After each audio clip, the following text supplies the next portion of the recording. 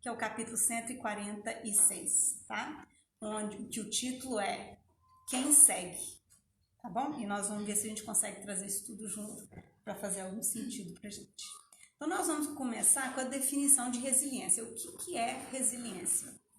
Se a gente olhar no dicionário, resiliência é a capacidade que a pessoa tem de se recuperar depois de um problema muito sério, uma dificuldade, uma tragédia, um trauma. Então isso é chamado de resiliência. E por muitos anos, e aí vocês vão pensar comigo também, por muitos anos a gente não conseguia entender o que é que faz com que algumas pessoas que enfrentam coisas dificílimas e elas saem bem depois disso, bem assim na medida do possível, mas elas se recuperam. Enquanto outras pessoas passam por situações iguais ou até menos dramáticas e têm dificuldade de se recuperar. O que é que faz essa diferença? E as ciências, na parte de psicologia, começaram a investigar isso. Especialmente em 2014, quando eles descobriram como que as experiências que as crianças tinham, as experiências adversas que as pessoas tinham na infância, como que influenciava a saúde dela, a saúde física.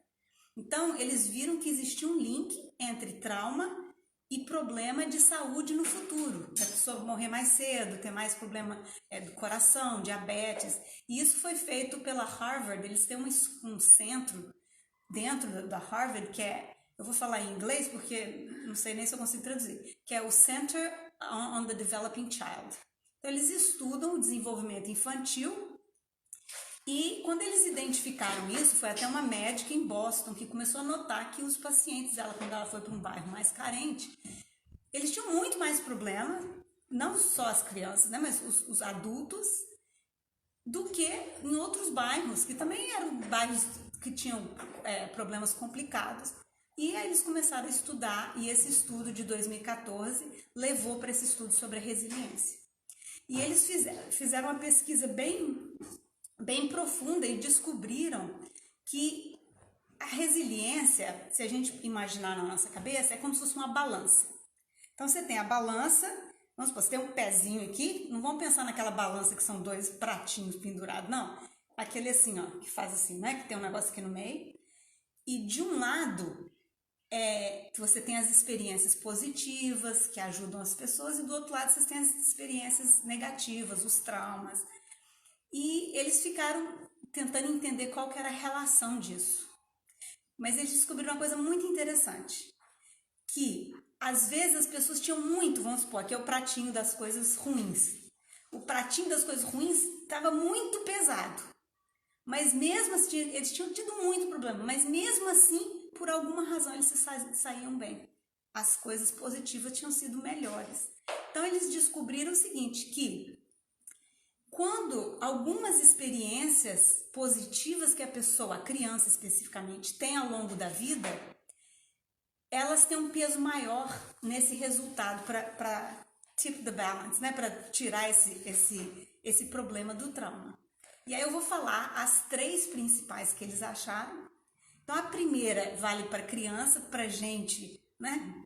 A gente pode ser jovem no coração, mas a gente já não é jovem mais, só tem uma jovem aqui, né? Bem jovenzinha. O que acontece? Que se a criança, por maior trauma que ela passe, se ela tiver um adulto estável, equilibrado, que ela possa desenvolver uma relação saudável, ela se saía bem.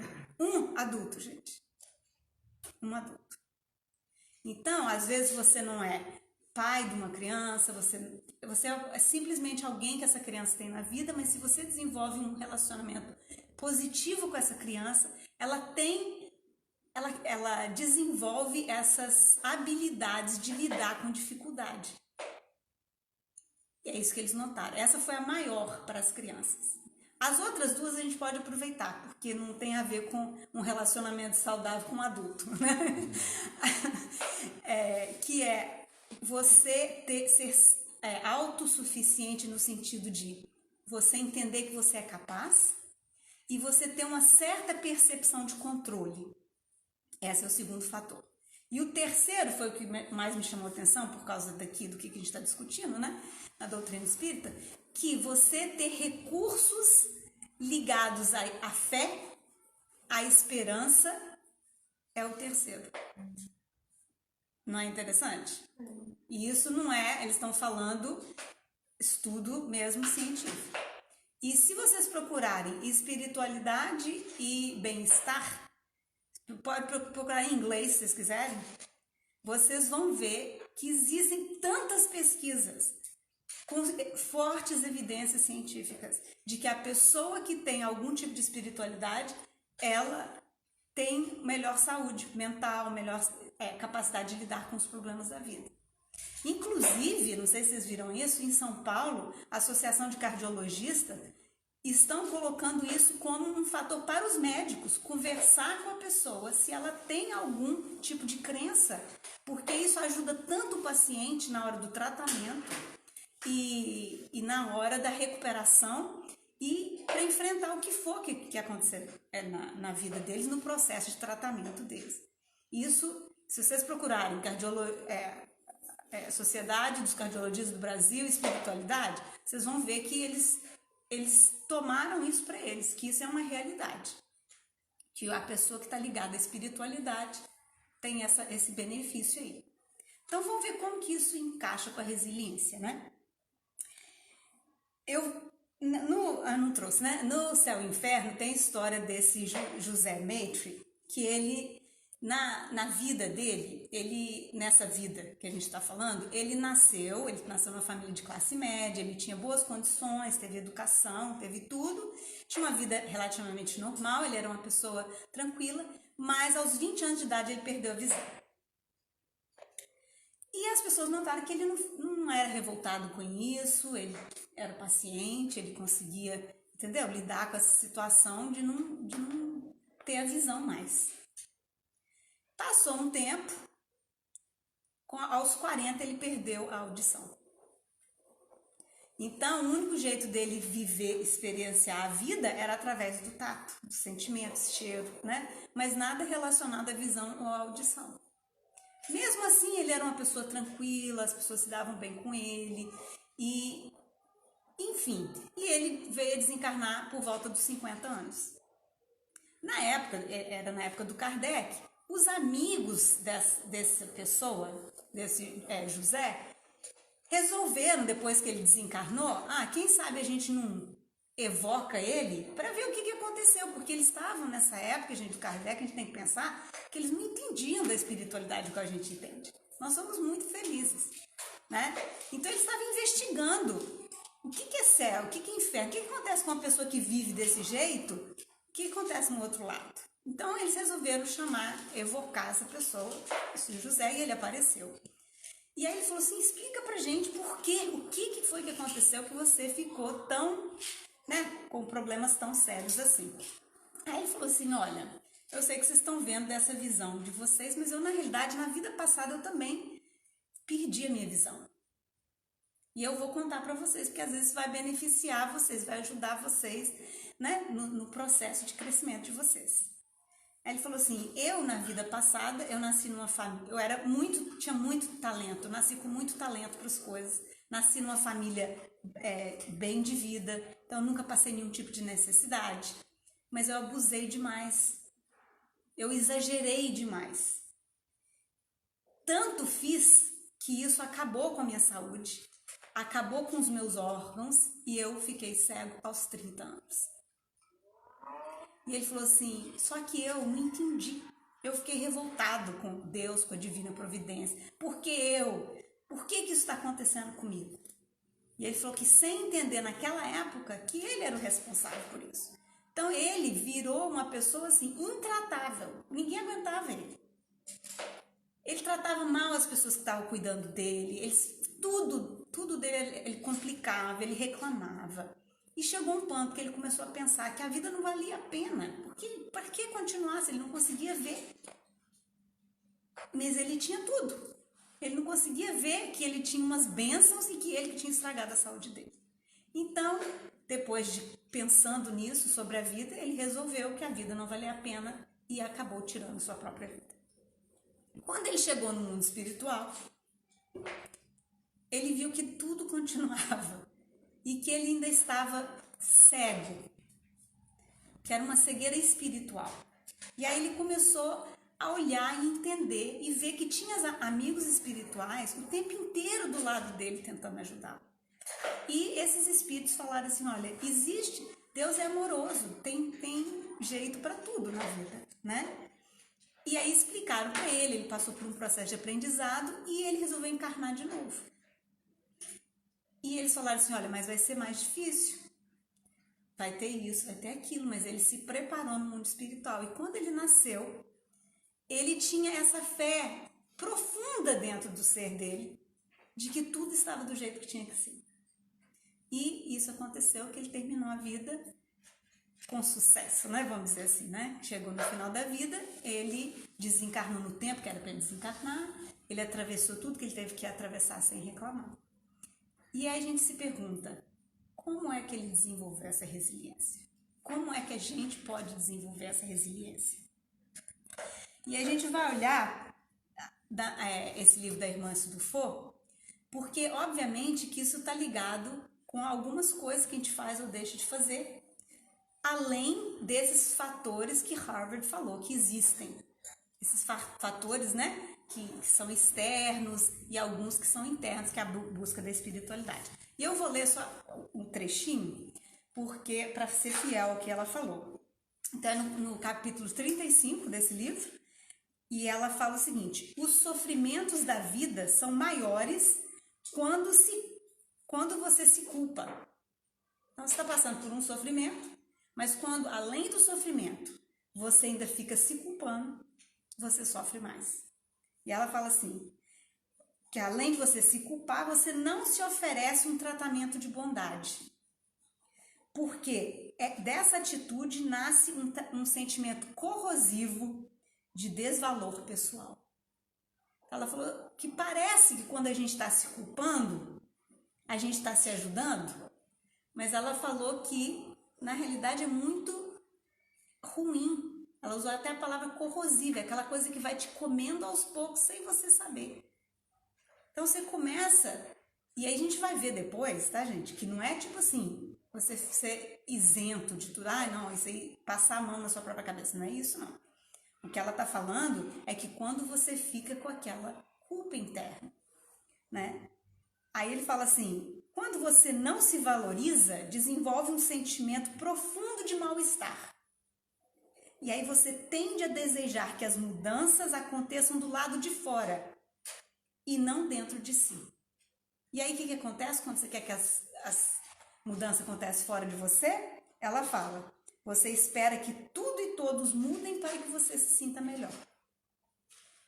Então, o que acontece? Isso, ela não está, hora nenhuma, apesar de que às vezes o meu jeito de falar é muito direto, hora nenhuma ela está falando isso num tom de acusação, ela está falando isso num tom de mostrar pra gente que quando a gente faz isso com a gente mesmo, o que acontece? A gente desenvolve essa sensação de que o mundo tem que mudar para eu ser feliz. Por quê? É muito mais fácil mudar o externo do que a gente olhar para dentro da gente. Por quê? Porque a gente tem essa coisa profunda dentro da gente, de que tem uma coisa errada, de desconforto, né?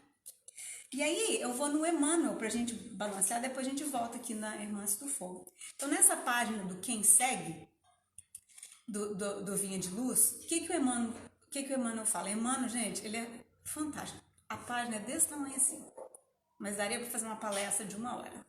É tipo assim, são 3 parágrafos, sei lá. E ele está falando que muitas pessoas, e eu vou falar isso porque a gente está aqui numa casa espírita, e todos nós que estamos aqui, nós estamos buscando nos melhorar, não é verdade? E o Kardec mesmo falou que você reconhece um verdadeiro espírita, um verdadeiro cristão no sentido real da palavra, da pessoa que está fazendo um esforço, porque a gente ainda não está lá, né? Mas aquela pessoa que está fazendo esse esforço para mudar, essa é o verdadeiro cristão, o verdadeiro espírita, né? E a gente está aqui com a intenção de aprender. E o Emmanuel, o que ele falou é o seguinte, e isso é para a gente refletir com a gente mesmo, né? Que muitos de nós, existem 2 grupos de pessoas. Aquelas pessoas que escutam e falam, vou trazer isso para mim, porque eu estou aqui falando, né? Então, que falam sobre a doutrina, que falam apaixonadamente pela doutrina, que lê um livro e chora de tão bonito que aquilo é. Mas, na realidade, aquilo não, só fica por ali. E, às vezes, fica debatendo com outras pessoas. Não, porque esse meu jeito de pensar é melhor do que o seu jeito de pensar. Que esse tipo de atitude, se a pessoa continuar com esse tipo de atitude e não for para o segundo tipo de pessoa, que são aquelas pessoas que entendem que elas têm que seguir Jesus. Não ouvir só Jesus. Ouvir é só a primeira parte. É seguir. Por isso que eles falam, por isso que é quem segue, né? Essa pessoa que fica só mais nessa parte mais externa, por exemplo, se eu venho aqui, faço isso tudo, mas eu não trago isso para mim, para eu me melhorar como ser humano e aplicar no meu dia a dia e fazer essa coisa que às vezes é dolorosa, gente. Eu falo que olhar para você mesmo cansa, porque você está vendo um retrato que às vezes você não quer ver, né? Mas se você não fizer isso, o Emmanuel fala que na época das dificuldades, na época que vem o sofrimento, a gente não tem, e ele usa uma palavra que eu vou usar aqui, suficiência interna. Na realidade, ele usa o contrário, ele fala assim, a pessoa não tem insuficiência interna.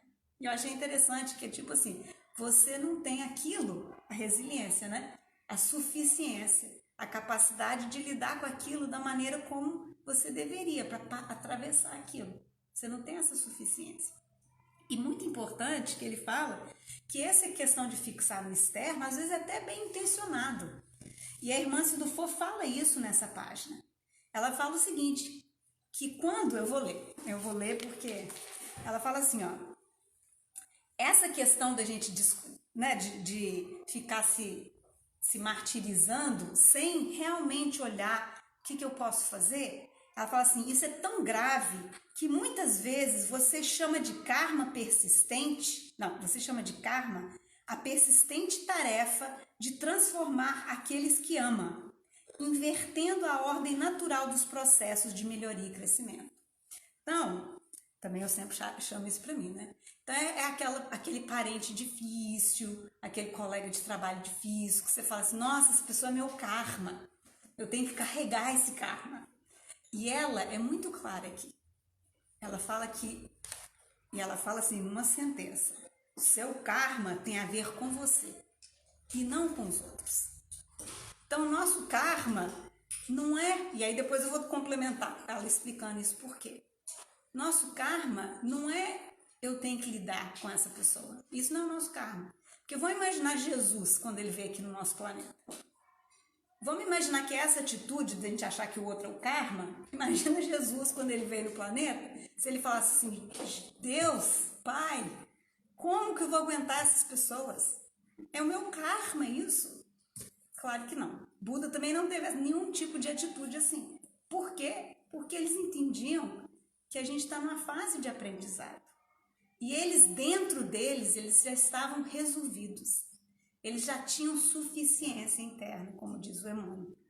Eles, independente do que está acontecendo externo, a pessoa tinha condição de lidar com aquilo. Que é o que o Harvard fala. Não exatamente igual o Emmanuel, mas fala o seguinte, que a gente, quando a gente tem esses relacionamentos, esse contato com a fé, a gente desenvolve ferramentas internas para a gente atravessar as dificuldades. Então, o karma não é o outro.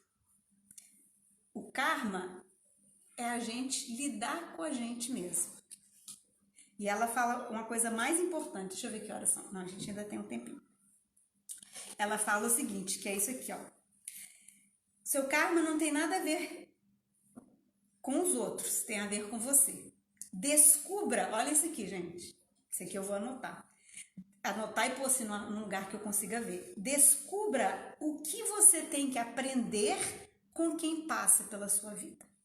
Então, aquela pessoa não é o seu karma. Aquela pessoa está simplesmente ali para te ensinar alguma coisa. E às vezes, para te ensinar que está na hora de você, né, sair de perto daquela pessoa. Ou de você melhorar alguma coisa dentro de você e continuar. junto com aquele familiar, com aquele colega, com aquele trabalho, com o que for, né? Então, na realidade, a gente tem que descobrir o que é que aquela pessoa, situação, veio trazer pra gente. Mas o karma nunca tem a ver com os outros. Ah, ele é meu karma. E aí, ela fala o seguinte, que às vezes a gente fica tentando consertar o outro. Porque a gente acredita de coração, gente. A gente acredita piamente, com a melhor das intenções, que o meu objetivo é ajudar essa pessoa aqui que está na minha vida. E ela falou que sim, ajudar sim, contribuir para o desenvolvimento da pessoa sim. Agora, aquela pessoa ser o seu karma, você é a pessoa que vai ajudar a mudar aquilo? Não. A providência divina está cuidando daquela pessoa igual está cuidando da gente. Ela vai colocando pessoas, por exemplo, na minha vida que vão me ajudar. Então, essa pessoa que eu estou achando que ela é somente minha responsabilidade, é o meu karma, Deus já está colocando constantemente suporte ao redor daquelas pessoas, mesmo que eu não veja. Então, meu papel é de contribuidora. Eu posso estar contribuindo, mas eu não posso achar que eu sou a pessoa que vai resolver o problema dela. Porque a única pessoa que vai resolver o problema dela é ela mesma. Né? Então, quando a gente está lidando com pessoas difíceis na nossa vida, a gente tem que pensar nisso. Né? Quando a gente fala assim, eu mesma já falei, nossa senhora, que karma essa pessoa na minha vida, que eu já tenho que aguentar essa pessoa. Vamos mudar de trabalho, vamos mudar de vizinhança, né? Mas a gente vai ver que aquela pessoa está ali para ensinar alguma coisa pra gente. E se fosse pra gente resolver o problema dela, a gente estaria numa missão, né, gente? Vamos combinar? Que se fosse para eu resolver o problema dela, eu seria um anjo da guarda, para ajudar efetivamente aquela pessoa a se transformar, o que não é o caso, né? Então a gente está aqui para resolver os nossos problemas. Nosso karma somos nós. Somos nós no sentido da gente se melhorar. Mas ela fala sempre nesse livro Reforma Íntima Sem Martírio, nesse do Jesus nas Relações Luminosas, que tudo tem que ser feito com amor e com carinho.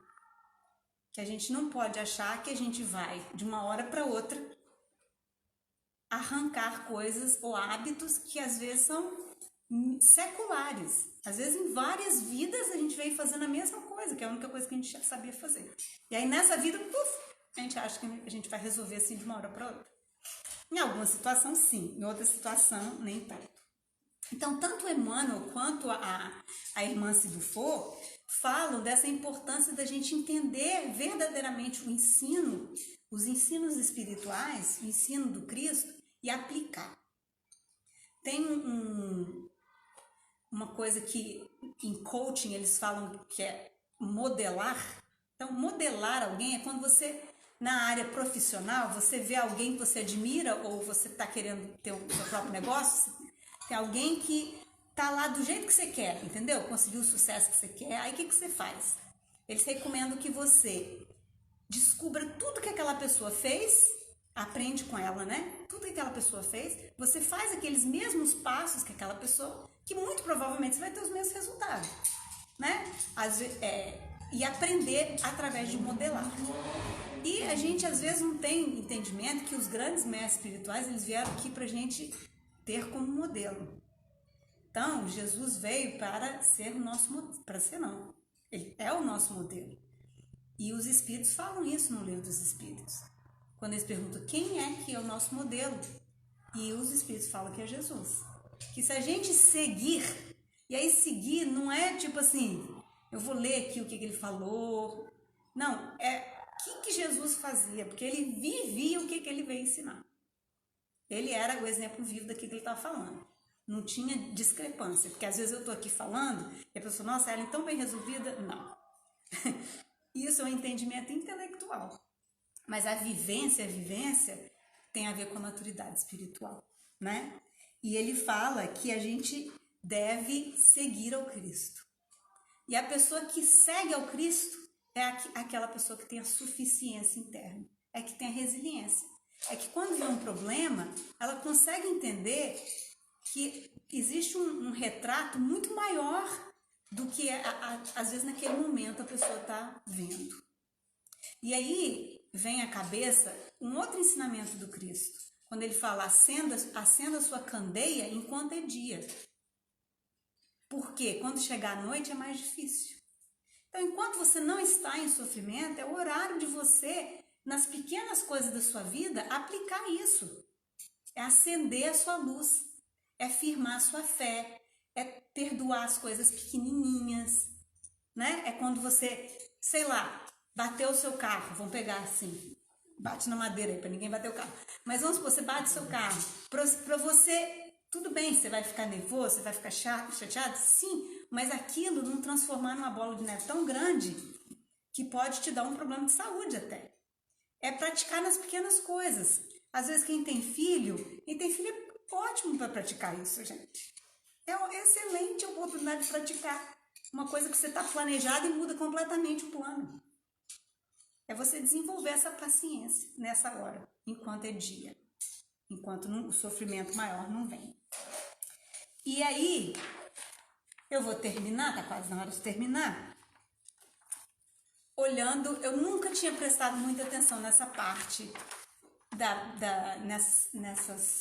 nessa ensino de Jesus na Bíblia. Não é que eu não tinha prestado atenção, eu já tinha visto, mas nunca tinha olhado com carinho nessa parte aqui, que é o que Hermance Dufour trouxe, que é a parte onde Jesus fala, e isso está em Marcos 9:50 e em Mateus 5:13, tá? É quando Jesus está falando sobre o sal da terra, que nós somos o sal da terra. E aí ele fala, e aí o Marcos captura de um jeito, né? O Marcos captura de um jeito e o Mateus de outro. Ele fala o seguinte, vou ver Mateus primeiro. Vós sois o sal da terra, mas se o sal perde a sua salinidade, como que é que a gente faz para ele ficar salgado de novo? Então, olha só, vós sois o sal da terra, mas se o sal perde a sua salinidade, como que você faz para recuperar aquilo? E nós vamos ver, né, o que é, como que tem ligação com isso, né? E no Marcos, ele continua falando assim, tenha sal em você mesmo e esteja em paz com os outros. Então, a Hermance Dufour fala exatamente isso, né? Que nós temos que ter o sal, esse tempero, dentro da gente. Porque senão, se você não tem, você quer de fora, você quer que a parte de fora se resolva. Mas quando você tem esse sal interno, essa resiliência, esse entendimento, você tem paz com as pessoas ao seu redor. Então, eu nunca tinha visto desse jeito, mas eu achei muito interessante, porque ela trouxe desse jeito. Então, nós somos o sal da terra. Só que quando a gente notar que a gente está perdendo o nosso sal, a gente tem que fazer um esforço dentro da gente. E sal daí pode ser sua luz, seu entendimento, seu amor a você mesmo, né? Ela fala muito do auto-amor, gente. E para mim, eu já falei isso antes, em outra oportunidade. Quanto mais eu leio, eu posso estar enganada. Quanto mais eu leio, mais eu acho que o fundamento de tudo é o amor a si. O amor equilibrado a si. E que quando Jesus fala assim, ama ao próximo como a ti mesmo, ele queria que a gente aprendesse a amar a gente mesmo. Porque na hora que a gente tem isso, a gente tem essa suficiência interna para amar o outro com toda a capacidade que a gente tem. Tá bom? Nós estamos chegando ao fim, então. Então, só para recapitular, construindo a resiliência, o que a gente tem que fazer? A gente tem que mobilizar as forças da fé, segundo o estudo de Harvard. Segundo Emmanuel, a gente tem que seguir o modelo do Cristo, seguir os passos do Cristo. E a Hermance Dufour fala que nós temos que, no nosso dia a dia, descobrir o que é que nós temos que aprender com as pessoas ao nosso redor e nos aceitar como nós somos. Obviamente, tentando melhorar, né? Tá bom? Então, que Jesus nos abençoe. Hoje eu fui premiada aqui com uma estrelinha que estava me guiando, ó. Tá vendo, ó?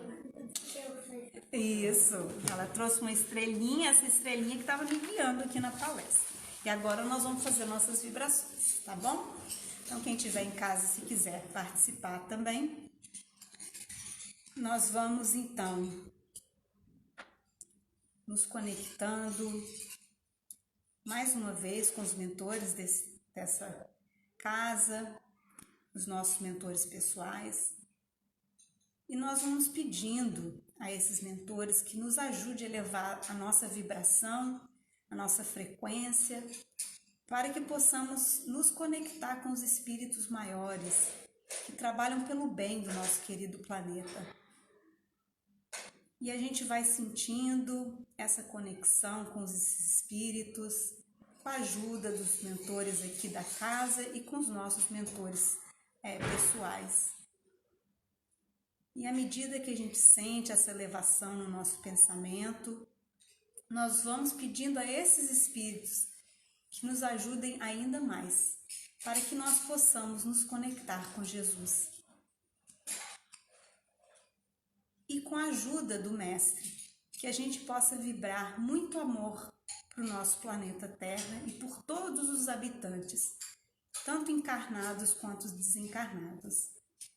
Que eles possam receber essa chuva de bênçãos do alto, para tocar o seu coração. Nesse momento tão importante que a gente está vivendo de transformação planetária, para que eles possam entender que a solução de todos os problemas está realmente dentro de cada um. E nós te pedimos com muito carinho por aqueles que estão passando por sofrimento, por dificuldades, e principalmente aqueles que estão pensando em tirar a própria vida.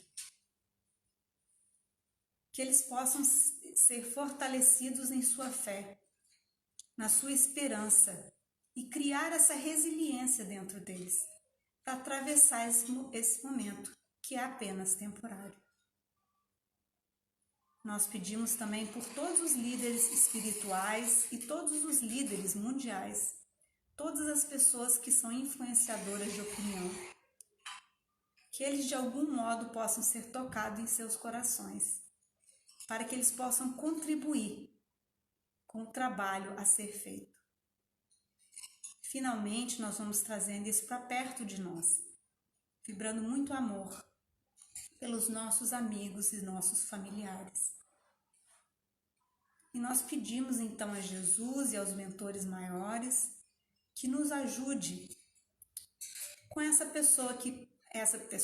pessoas que porventura nós tenhamos em nossa mente nesse momento, que está atravessando um momento difícil e que está precisando dessa ajuda.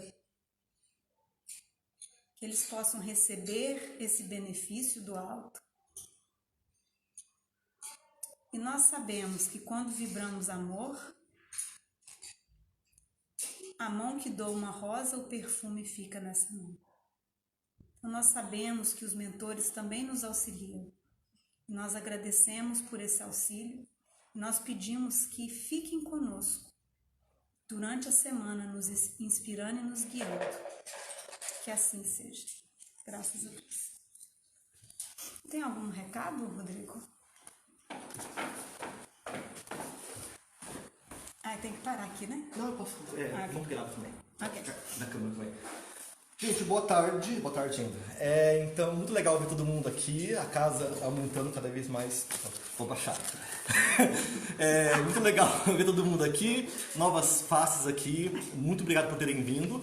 A gente pede que vocês continuem vindo na casa cada vez mais. Tragam seus amigos, seus familiares, porque quanto mais gente puder vir para casa, a gente pode abrir novas atividades. Para quem já é nosso frequentador há mais tempo, sabe que tínhamos antes trabalhos às 4 horas, tinha um trabalho em inglês também, e a gente quer voltar com essas atividades, contanto que o público venha, entendeu? Então, se vocês vierem, mostrarem interesse, participarem, a gente vai poder ter a certeza que a gente pode retomar os trabalhos que estão pausados nesse momento.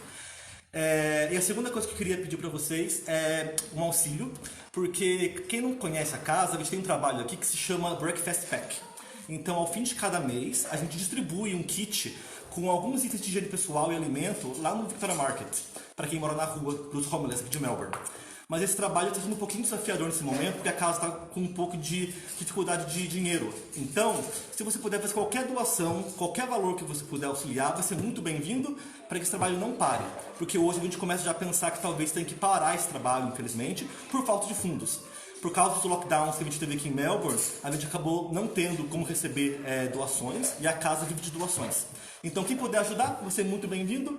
Quem puder participar da doação, não posso doar dinheiro, mas quero doar com o meu tempo, também é super bem-vindo. Sempre queremos bons pessoas para ajudar a gente lá no domingo, então vocês podem ajudar sim também. E acho que é isso. É isso?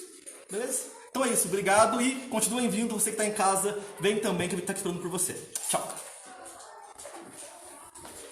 Não vai desligar aqui não, Rodrigo? Bom.